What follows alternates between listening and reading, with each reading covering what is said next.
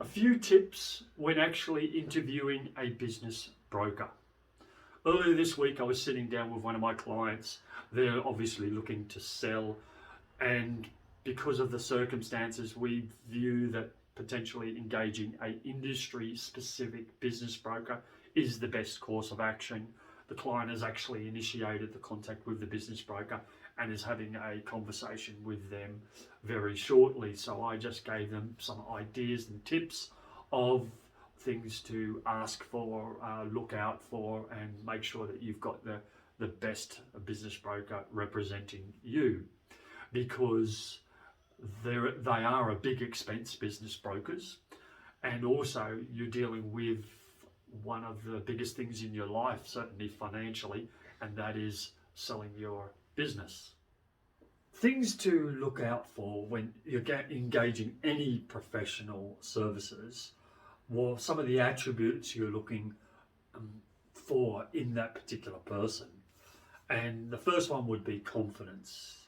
You're going to want to be led down a path or a process by this person.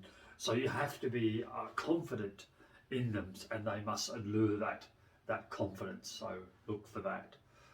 But they also must be competent in what their profession is. And one way to watch out for that is look for examples and stories that happen from them during the course of the conversation. They'll might give you an example, and they'll give you a point, and then they'll give you an example of that, or you may very well ask for an example of that. One of the things I'll do, notice it happens in these videos too, I'll be talking about a point, and then I'll give an example of what happened with a particular client. Also, this is something that's hard to explain, but I believe that a professional should be able to predict the future, or see around corners. Basically, they're so well versed on their subject with experience and study. They should know what's going to happen before anybody else does, or if we do this is the expected outcome.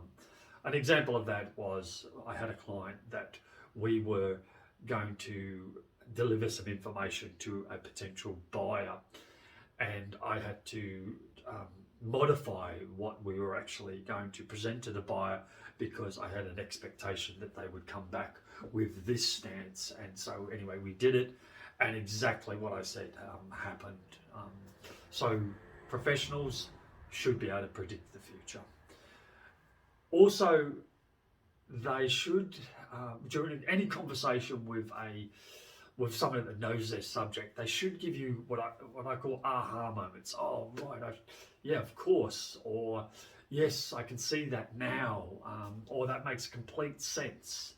So you should have a few of them whenever you're sitting down in front of a professional. And if you don't have these aha moments, then maybe you know as much as they do, and they're not the person for you to be dealing with.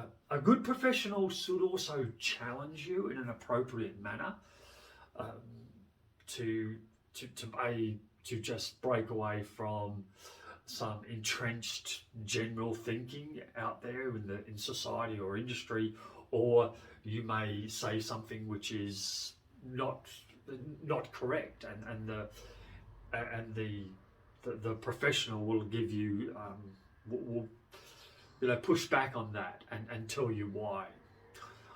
And overall, you've got to get value. I mentioned before that your business broker is a fairly pricey service, but it's not if you get value for it. So overall, you're looking for a good value from your business broker service. So here are some things that you actually might want to discuss with a business broker when you're interviewing them. Obviously, you want to bring up the subject of value, but bear in mind that a business broker is not a valuer of business.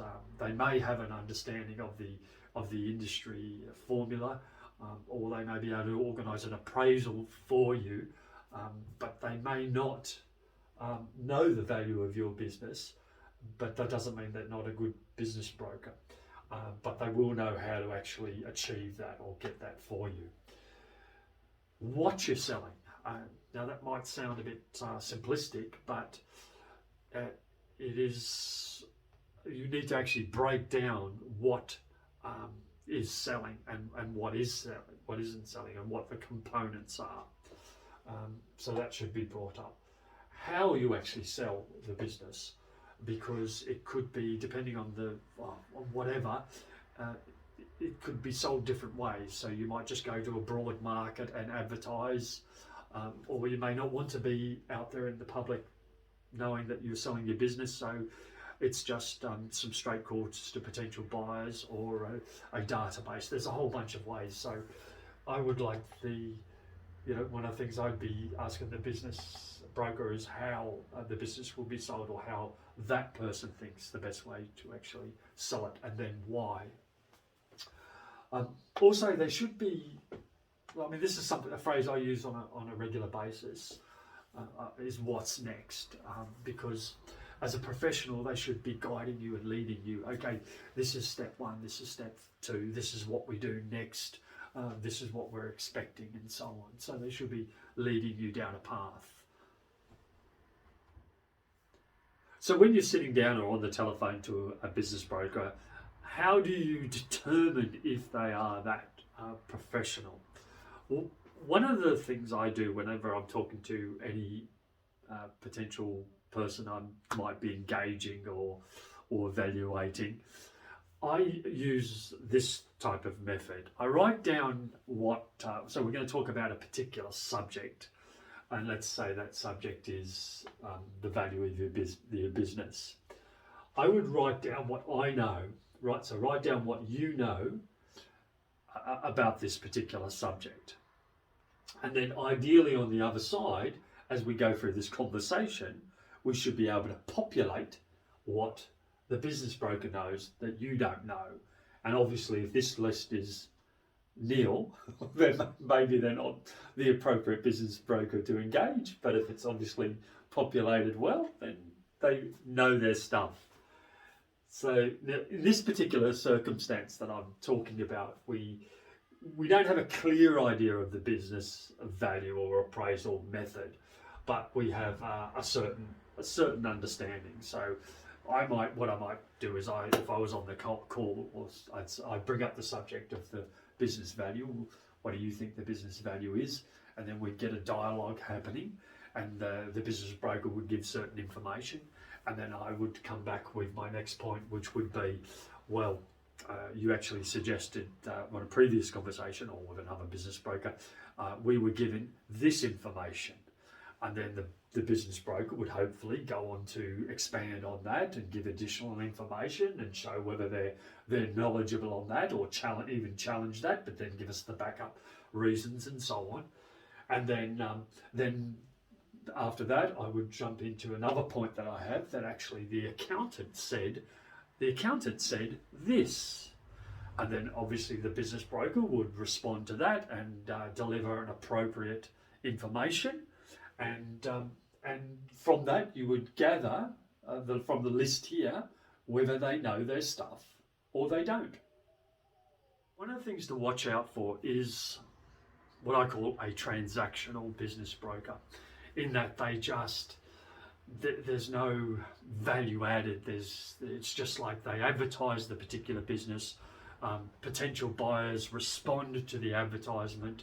The business broker takes those responses, filters them, and then delivers a message to the seller.